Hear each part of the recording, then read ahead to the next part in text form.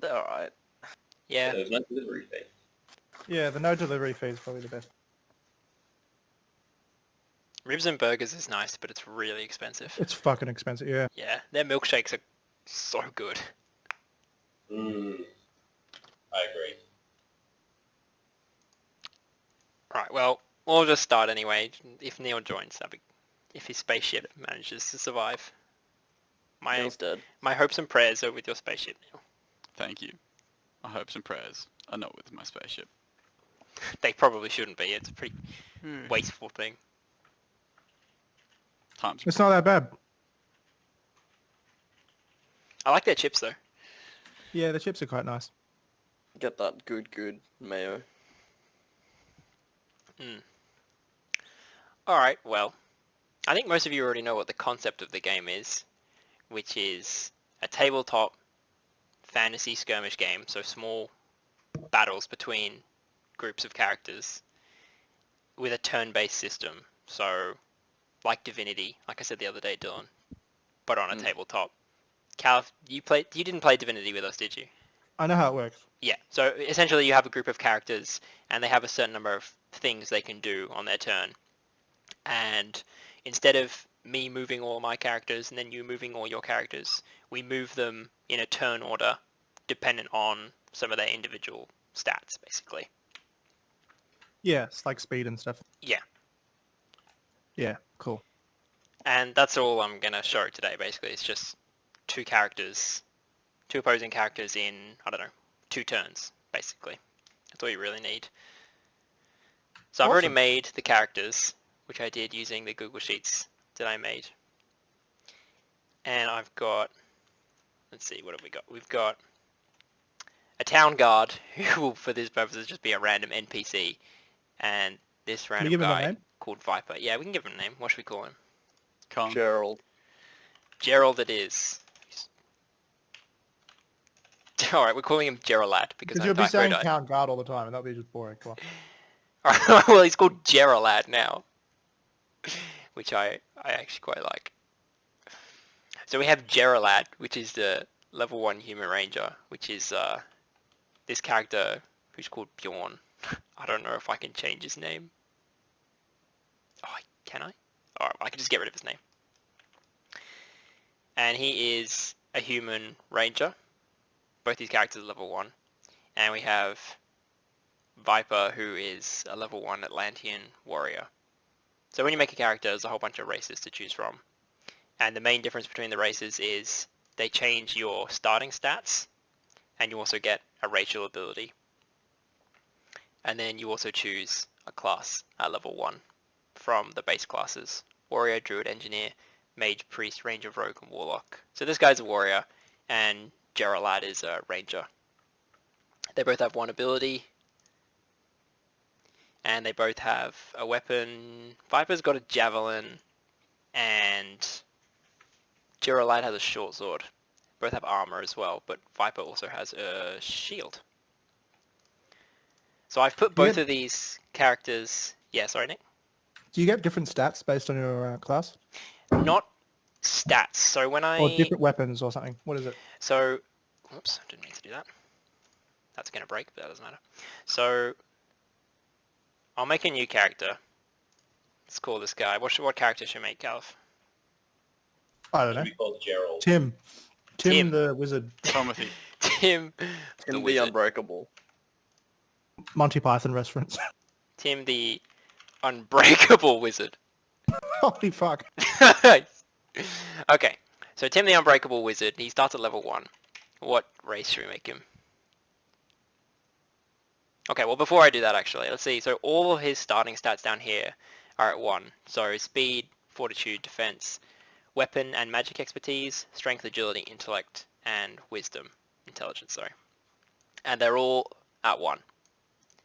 So when I choose a race for him, someone pick one. Sneaky rattling. Sneaky rattling. Reptilian. Okay. Sorry, you were beaten to the punch. It's Tim the Unbreakable Wizard, level 1, sneaky rattling. And I'm assuming we're going to make him a mage. I think he shouldn't be a wizard. Yeah. He shouldn't be a wizard, fine. okay. Right. What about a rogue? You could be a sneaky wizard, come on. But he'd be a but sneaky, that's what he's unbreakable sneaky wizard. about. He's called the wizard, but he's sneaky and he's actually a rogue. Actually, a priest. Actually a rogue. Priests are rogues. Let's go Okay. rogue. Okay. So I'll get rid of his class for a second. I mean, he So can always... let's see. I won't jump in. When we chose It's all good, the rattling class, the sneaky rattling class, Tim's stats changed. So his starting speed went from 1 to 2, his weapon expertise went up, and so did his agility. But nothing else changed. Just those stats and his racial That's cool. ability. So his racial ability is perseverance, which actually just makes him gain XP faster. So he gains an extra XP after every game. When I choose the rogue class, the stats don't change, but his health points do. So all the characters have 10 health to start with, plus a set number based on their class. So for rogues it's 4, so he gets 14 starting health. If I change him to a warrior, they get 10, so that's 20. I think priests are also 4. No, priests are 6, so 16. So as a rogue, he has 14 starting health. He also gets access to choose one ability from the rogue abilities. So ambush, evasive maneuvers, shadow step, precision strike, pickpocket, or adrenaline. Adrenaline is like an ultimate, so he can't actually take that yet. He needs to be level 6. But he can take any of these other ones. So let's just give him... we'll give him precision strike to start with. So you can see the description there. Just as a d6 of physical damage, plus his agility as a bonus, and sets a debuff on the target as well. This is the roll he needs to make to actually use that ability when he's fighting someone. So now that he's got some stats, and he's got his first ability, we can assign extra stats at level 1. You get 16 extra stats to assign, and every time you level up you get an extra 5. So what kind of character are we going to make Tim? He's already sneaky and unbreakable, but he's not... Do we make him not unbreakable? That's just his name. He's not a wizard, and he's not unbreakable. That's part of the snake. That's part of the I snake. think we put all of his points into defense. Okay, so he is unbreakable. Yeah. Alright. I think he also needs to have intelligence because, like, you'd have to be smart to come up with this ruse as well. You're right. I like it. Okay. It's not a very good ruse. That's why he's So only got +1 to intelligence. we'll give him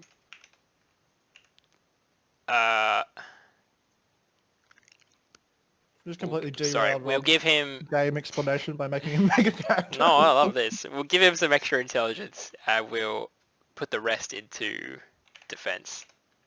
So it calculates automatically for you. So I've assigned 9 points into defense and 7 into intelligence. So you see the numbers up here have actually changed from 0 to 2 for both of these. So for every 4 stat points you have in one of these stats, you get a +1 modifier, and the modifiers are what you use when you roll a dice to add an extra So if you bonus. gave something 3, it would be worthless. To start with, yeah. So if I put, if I just assigned 2 points into fortitude, it's not going to do anything. It won't give me an extra modifier, and it's not going to do anything else. But as soon as I get to 4, that's going to go up by 1. Also, it's not Okay. adding, like, the next line is just your new total. Yeah. Just that's how I've set it up to be functional on here. Or ideally, yeah, it'd be like a button that you press and it just adds, +1, +1 or something. Ideally, a button. Ideally, a You button. have- But How many macros points did you have to give? macros are hard. You had 16 to start with. No, I was Okay. confused. I thought you were adding, like, 1 to all his stats, and I was going to ask you, but that's just because you're not changing. I get it. And the formula for this, I think I've got, oh, not that. That's not what I meant to do. I meant formula bar. The formula for this is some stupid math that I'm very bad at. So basically it only does the calculation of showing you how many points you have left to assign if it's already got numbers in here to do the calculation. So if I get rid of all of these, it says I have 16, but it won't calculate it until I have a number in each of them. And this is just because this is how I've set it up. It's not actually in the rules or anything. It's just a limitation of how I use Google Sheets. So what did we have? We had 10 there and like that. I think you put 8 in intellect. Yeah. Cool. There we go. Yeah. So he's got a +2 defense and a +2 intelligence. So let me just get rid of that again. So each of these stats do different things. Speed is what establishes your place in the turn order. So we can see Tim the Unbreakable here has a speed of 2, as does Geralad, but Viper has a speed of 5. So if all 3 of these characters were in a game, just sort of like this, you'd see that Viper is going to go first, then Geralad, then Tim. In order to determine who would go first out of these two guys, you'd actually roll a d6. Each person would roll a d6, and whoever gets highest gets to choose. So if Tim rolls higher, he'll get to choose whether he goes before or after Geralad. For the whole game, not just for that one turn. But you can also see they have speed and movement. And movement is how far you actually move on your turn in inches. So even though they are significantly slower than Viper, their movement's only 1 less, because your base movement is 5, plus whatever your speed modifier is. So he's got a speed modifier of 0, so it just stays at 5. Viper has a speed modifier of 1, so he's got 6 movement. So Viper's going to go first and move the furthest as well. The Fortitude modifier increases your maximum health points. So I've got 14 at the moment. If I were to increase that to 8 and get a +2, it's going to go up by 4 because it's a multiplied value. So Fortitude increases your health. It also increases your ability to resist debuffs that are put on you. So Viper has an ability that makes you bleed, which was that handy puzzle we did. that was the status effect token for bleeding, which makes you take an extra d4 of damage at the start of your turn. But when he puts that on someone, say he makes Tim bleed, or he uses this ability on Tim, Tim gets to roll as to whether he resists the bleed. And he would add his Fortitude modifier to that roll. So Fortitude modifier is your health and your ability to resist debuffs. Your speed is your turn order and how far you move. Defense reduces the amount of damage you take by that number with a minimum of 1. So you can't reduce damage to 0, but if you get hit, you're always going to take 1 damage, basically. Let's get rid of the formula bar. The higher your defense statistic also means you can wear better armor. So Nick, your question of does your class restrict your items? No, neither does your race. Everyone can use everything except when it comes to armor and shields. They have a certain defense requirement, not modifier, just statistic. That means you have to have that number in order to use it. So if I grab some half plate, defense requirement of 10, and then I go back to Tim, he can actually use that. Oops. Let's actually give it to Tim. We can see that I can choose the half plate, and then my defense will go up by an extra amount as well. Whereas if my defense was only below the required number, it's just going to show up in red. I mean, it just shows up in red on here, but ideally I'd have something that means you can't actually select it, but I'm not that smart. Dun! Duh. Not yet. Not yet. Not yet. So let's get rid of that. Weapon expertise helps you hit with physical attacks and abilities. So you can see this ability up here, this rogue ability, Precision Strike, is a physical damage ability, and its action check, which is just the name for rolling the 20-sided dice to use the ability, is Adept Weapon Expertise, which means I need to roll a 12, but I get to add any weapon expertise I have to my roll. So if I had a +3, I roll a d20, and I add 3 to my roll, So, I mean, you can think about it in two ways. It doesn't really matter. Either you have the adept ability, which is a 12 to roll, and you roll the dice and then add your modifier, or you can just subtract your modifier from the total and roll a flat dice. It's the same thing. It doesn't make a difference. I've got 2 in that. Magic expertise is the same thing, but for magical abilities. Strength increases your damage with some physical abilities. So like this one is actually agility instead of strength. But I think Viper has Viper's got a strength ability. And his weapon as well is a strength-based weapon. So he gains +2 damage because of his modifier of 2 in strength. Agility is the same. Gives you extra damage on agility-based attacks and abilities. Intelligence does the same for magical attacks and abilities, and Wisdom does the same but for healing effects. So it increases the amount you heal with spells that restore health by your modifier, plus whatever your roll is. So the characters we've got: Viper, level 1 warrior. He's an Atlantean, so he gained extra magic expertise, intelligence, and wisdom. He's a warrior, so he's got 20 health. His movement is 6 because he has a modifier in speed. He's got an extra modifier in weapon expertise, so it's slightly easier for him to hit weapon expertise abilities, like his visceral slice, and like his javelin throw. And he's got extra strength, so both of his abilities are going to do more damage. And then Geralad, level 1 human ranger. He's got also 20 health because he has an extra fortitude modifier. He's got extra defense. He's a bit of a tanky guy.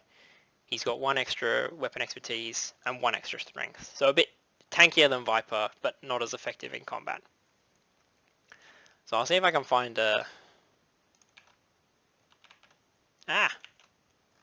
I'll see if I can find a little rat guy. I think that's going to be... Alright, that could be Tim the Unbreakable. Let's get him a dice as He's well. also not a rat. No, he is a rat. Is he? Oh, he is. Sorry. He's truly horrified. I It pulled looks him. like a I pulled crab. him out of the bog, rat people. Uh, So I hope he's a rat. Which one would you prefer? Left. Left. All right, there we go. more wizard looking. Yeah, but that's a trick. Remember? He's a rogue. He's a rogue. Okay. So if this was a game we were playing, let's just say it's three individual players. We'll call all these players on different teams. Even though normally you would just... Free for all. Normally you would just do 2 versus 2 though. So if we have a look at the turn order again. We can You're see... already modding this game, Rob. Yeah, I know. Free for all. Brawl. Brawlhalla. Or is that taken, Caliph? Definitely taken. Definitely taken. But yours, I actually designed Brawlhalla. Oh, I got yeah? in with the devs, yeah. And they gave me the deeds. Oh, how much to get you on to my development team? That'd actually be really useful. $3 an hour. And a grilled burger. And a grill. No, That's a I'm lot. never wanting that shit again. The cheese they use is far too strong for a burger. I don't know what cheese it is, but it's like really strong. I didn't enjoy that. Well, Deeply disappointed. that's sad. Yeah. If I'm disappointed Sorry, that you... I'm really sorry to hear that. Yeah, that feels bad. Later we'll do a puzzle of a grilled burger, and we'll make sure we Thank fail you. it. Yeah, and then I can flip the table at the end. Nah, it's better than eating nothing. I'll feel better later for eating. Yes, probably. Yeah. All right. So the turn order, we got Viper going first, then Geralad, then Tim. So at the start of every round, and in a round, each character in the game has a turn. At the start of every round, every character has their action point number set to 3, which is just represented by these dice. That's the number of individual things you can do on your turn. Most of the things you do on your turn cost 1 action point. Occasionally something is free or costs 2, but most cases are 1 1 action point cost. So to start off with, we've got Viper.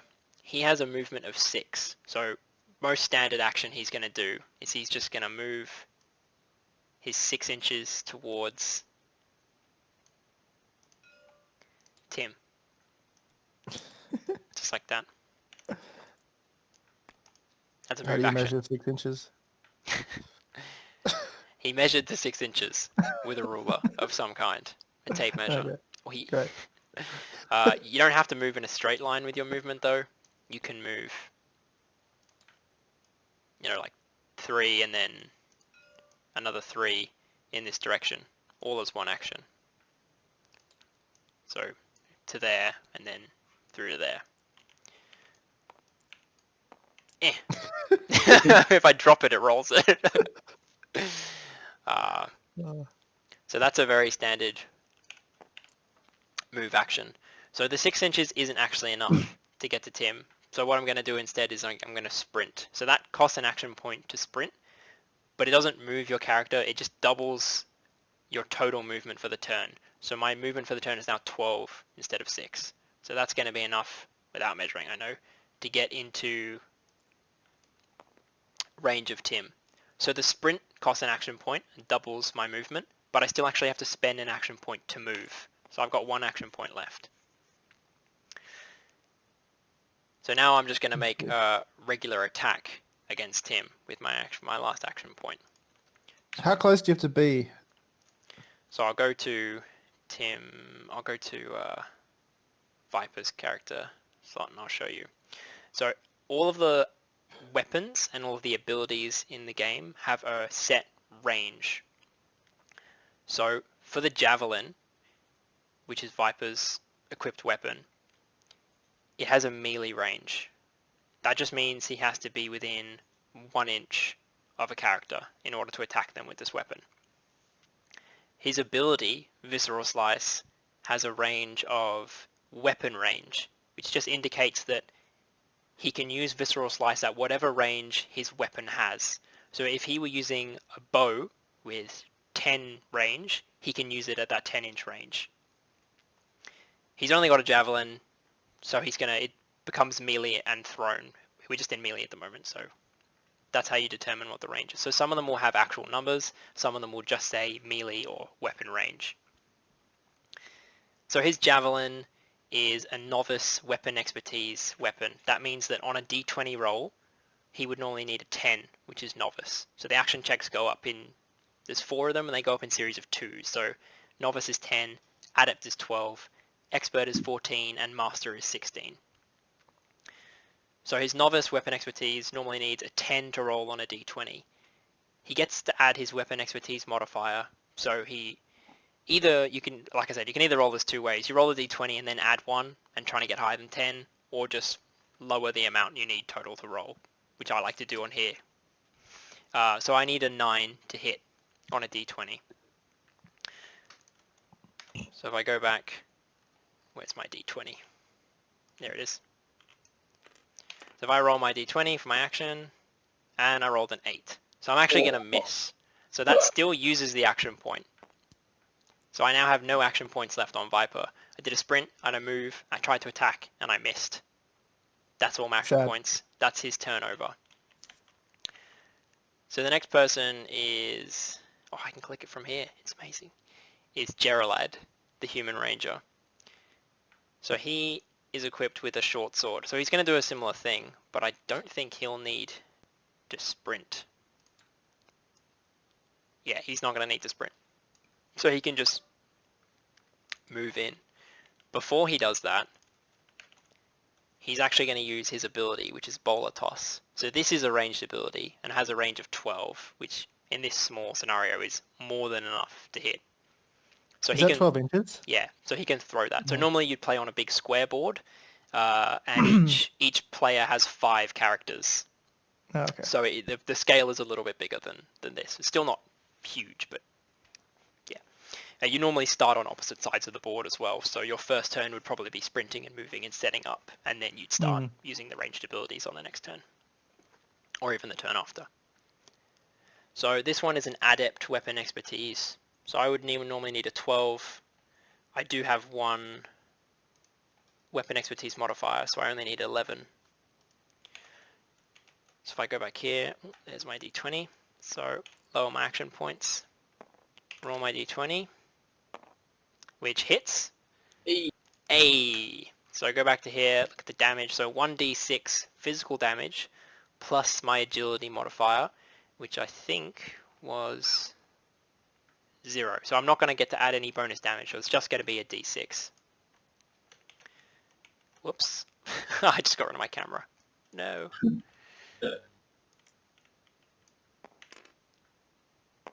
So I deal 4 damage to Viper. So if we go over to Viper's sheet, we can see that he has 1 defense. So that 4 is just going to become 3 damage total.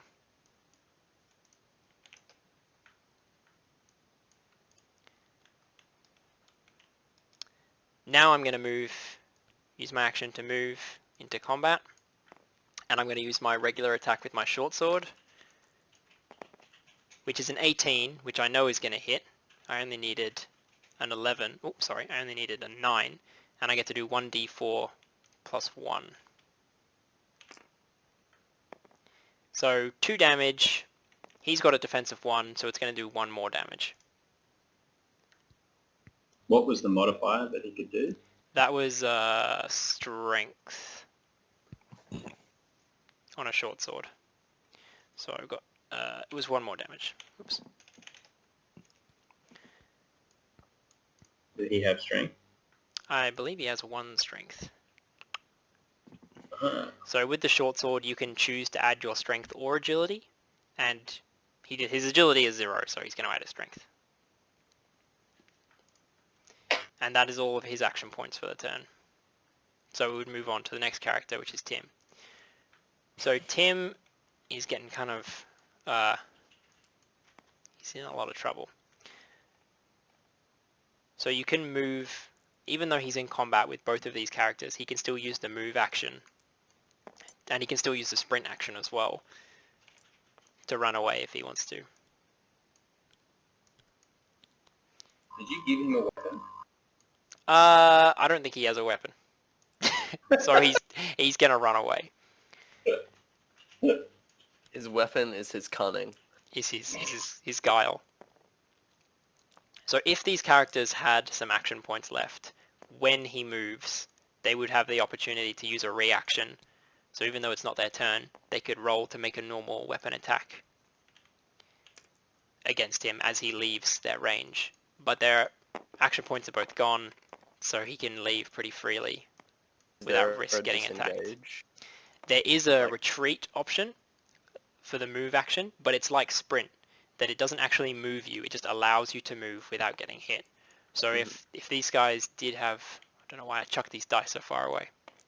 So if this guy did have an action point left, and let's say I was on really low health, and I wanted to make sure that he wasn't going to hit me as I was running away, I use 1 action point to retreat, and then I spend an action point to actually move. So it is possible in 1 turn to use 3 of the movement actions to go, okay, I'm going to sprint, I'm going to retreat, and then I'm going to move. Like that. But he doesn't have one, so I'm just going to move away. So I could move away like that. Let's give him a ranged weapon. Let's give him a let's give him a sling.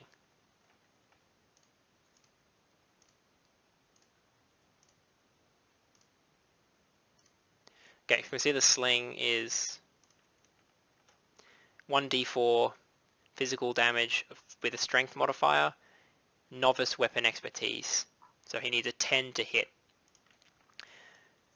So he's going to target, let's go on Viper, let's gang up on Viper.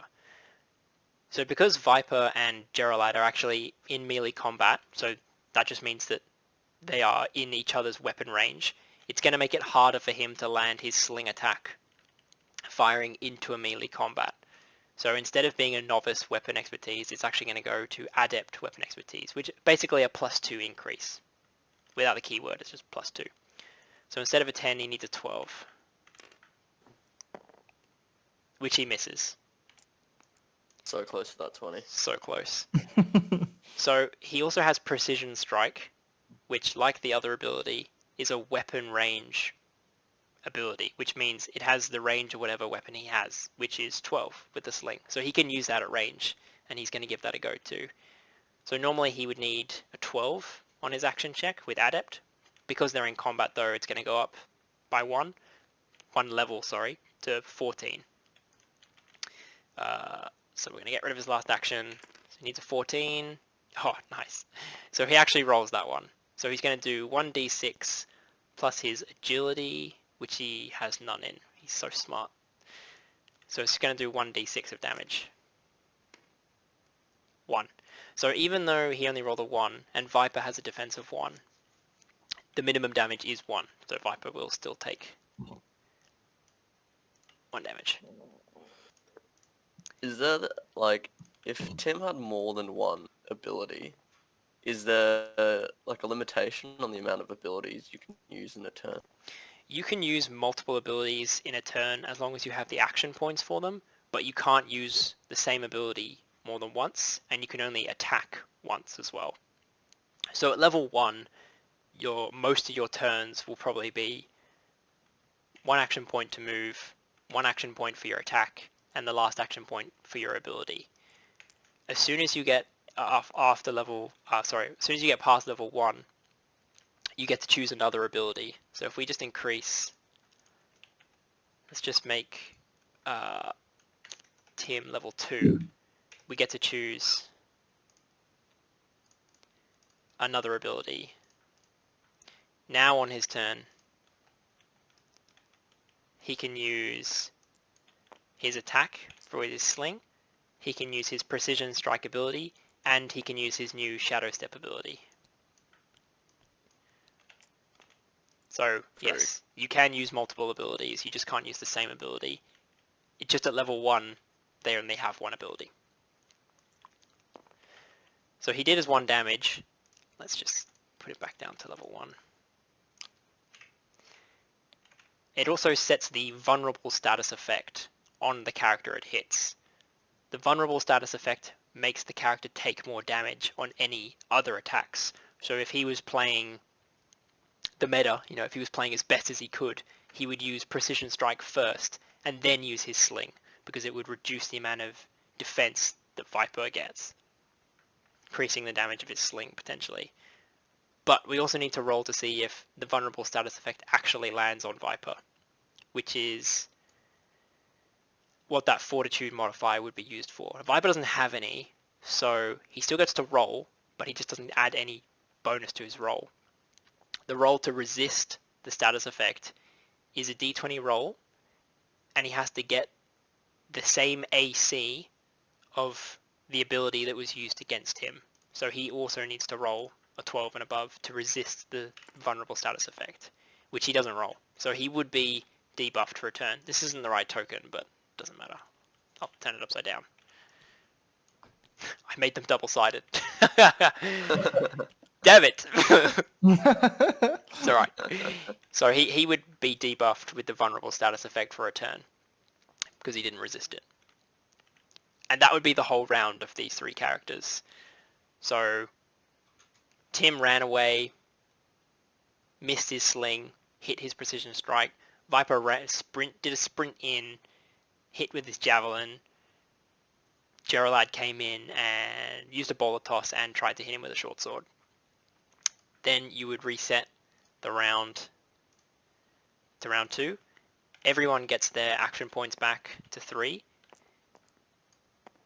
And they can't go above 3. So they always reset to 3. Even if I ended the round, even if that's how we ended the round, they all reset to 3. They don't stack up or carry across or anything like that. So they all reset to 3, and then you just go through the turn order again for all the characters who are still alive, which in this case is everyone. All 3 characters. And that's it. That's, in a nutshell, the entire game. So obviously you'd have 5 characters each. You'd probably be playing some kind of objective. So, these characters would start over there. Can I copy them? Oh, fuck. That was too much. And my characters would start over here, and we're trying to capture this campfire and this barrel and, the well or something like that. So there'd also be scenarios of, okay, I have to hold, I have to have a character here to gain an objective point. You have to have one over here to gain an objective point. So it's not just a deathmatch kind of brawl. It's just the easiest game mode to demonstrate the mechanics. And those are the mechanics at a base level. On your turn, you have 3 action points. You can move, you can attack, you can use abilities. After the game, you level up your characters, you gain extra equipment. That equipment can also be magical and give you extra effects. And any of your characters who were defeated, so their health went to 0, you roll to see if they are injured after that game, or if they even die.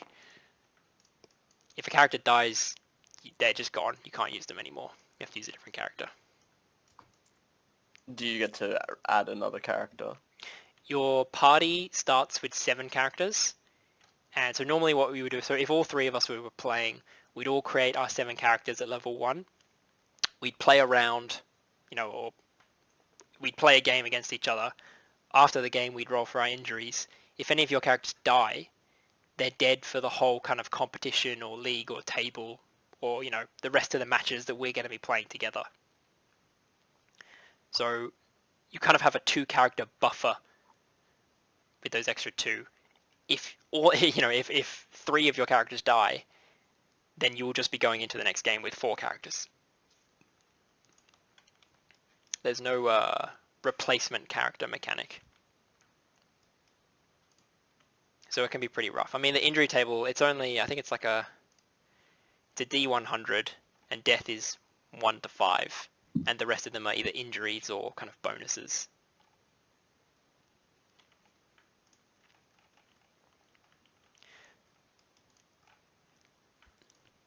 That's it. Very good. It's as I remember. As Yeah, has anything you changed remember. since the last time we played? Since the last time It you sounded pretty played, similar. The Yeah, name changed. the name changed. Got 'em. It's not on a grid anymore, so it's free movement, free measurement, Ooh, good change. that kind of stuff.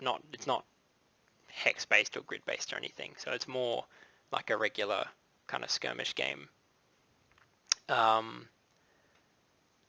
Some of the weapon mechanics have changed.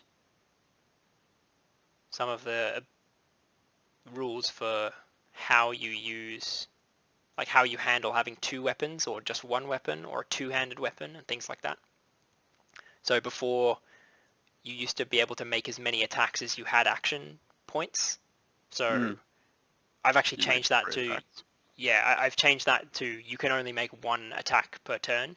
If your character is dual wielding, then when you make that attack, so you roll your first d20 as you normally would, and then you can roll it again, but the action check level is increased. You still get to use all your modifiers, but the second attack is harder. Oh, And in general, 1 point. yeah, for 1 point. But in general, 2-handed weapons just do more damage. They have a higher damage dice. So instead of a d4, they have a d10 or something like that.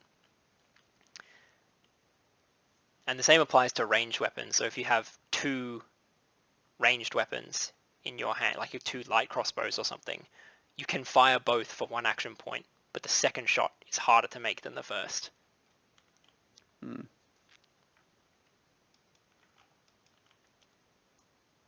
But that's still the same. So when you level up, you choose another class from the list of base classes, and that will then determine what your class is for the rest of whatever kind of campaign you're playing or group setting you're playing, with all those multi-classes. So for Tim, if he levels up to level 2, he can choose to keep being a rogue, but he doesn't have to.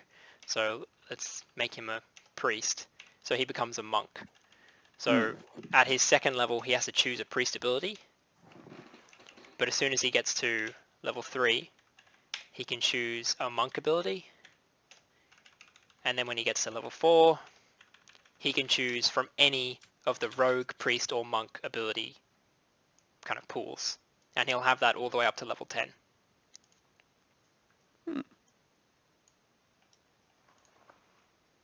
Cool.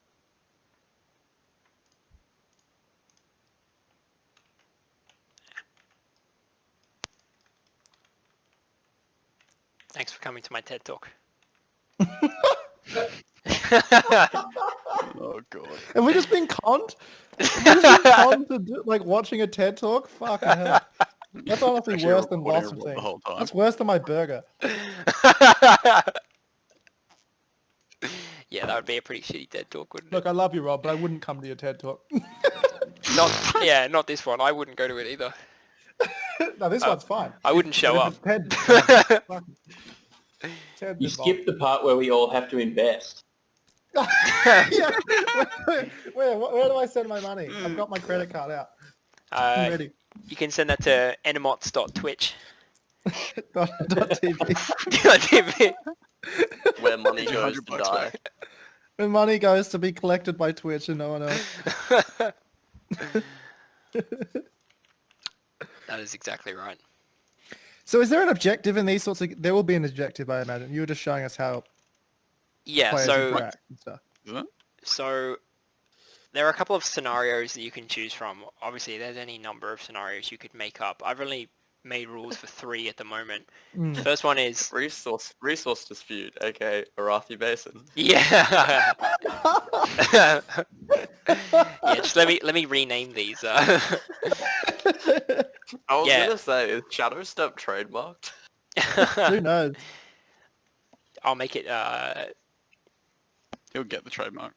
run in the shade. Yeah. um, Dark So- up here. dark appear. It's better. Dark So move. body count is basically just team deathmatch. So you both start with your 5 characters. It lasts for 5 rounds or until one party is completely out of characters. So you get 2 objective points, so 2 points, if you knock an enemy character out with damage, so you reduce their health to 0. You also get 1 objective point if a character moves off the edge of the board, so they flee. So say my character was on like 2 health, really close to death, well, really close to being knocked out. I don't want them to roll on the injury table after the game, which happens if your health reaches 0. So instead of continuing to fight, I spend my action points to move off the table. I don't have to roll on the injury table, but my opponent still gets a point for, kind of routing me, if you like. Resource dispute, yeah, it's it's a Arathi Basin. Okay. Basically, you set up a bunch of terrain or objective markers, it doesn't matter what they are, like trees or treasure or something like that, and you have to do damage to those objective markers and be the person who gets the last hit on them to score an objective point.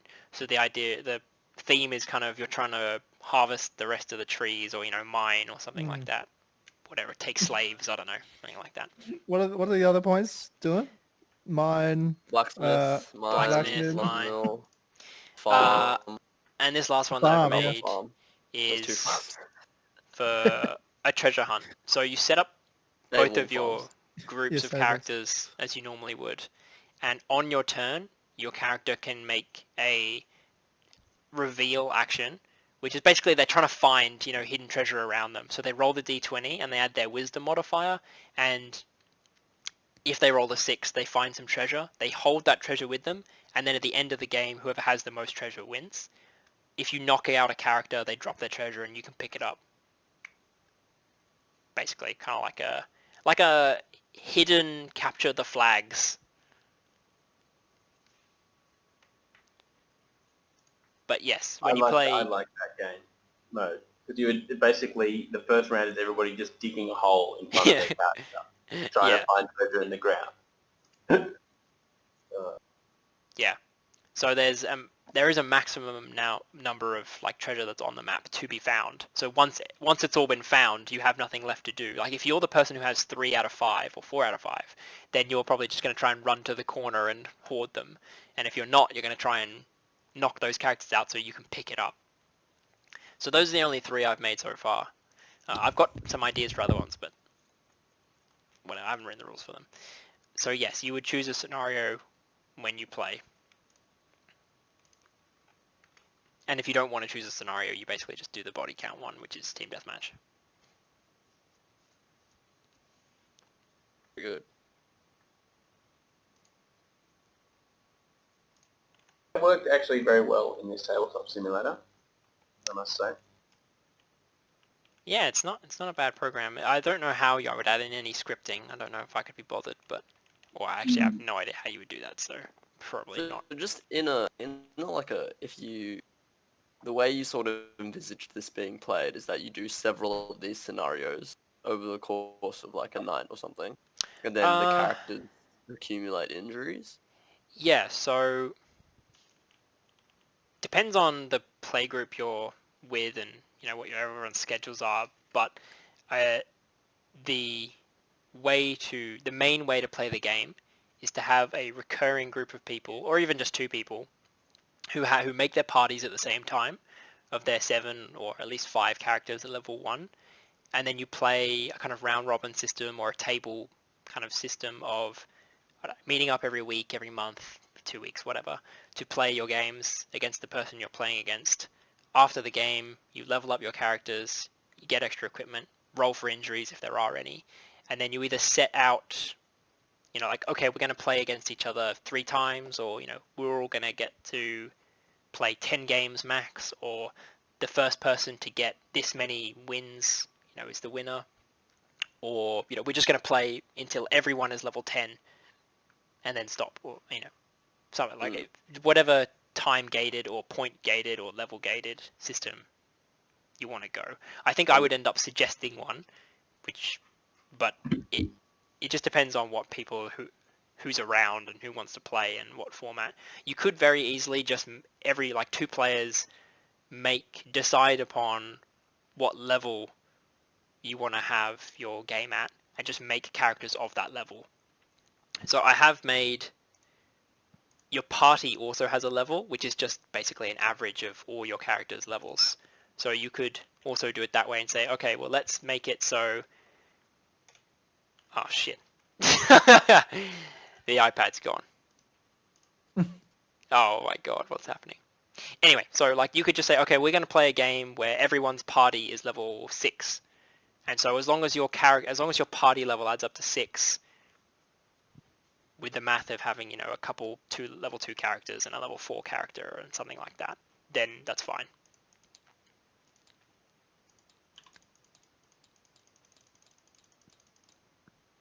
Oh my god, so many errors. Okay. Very good.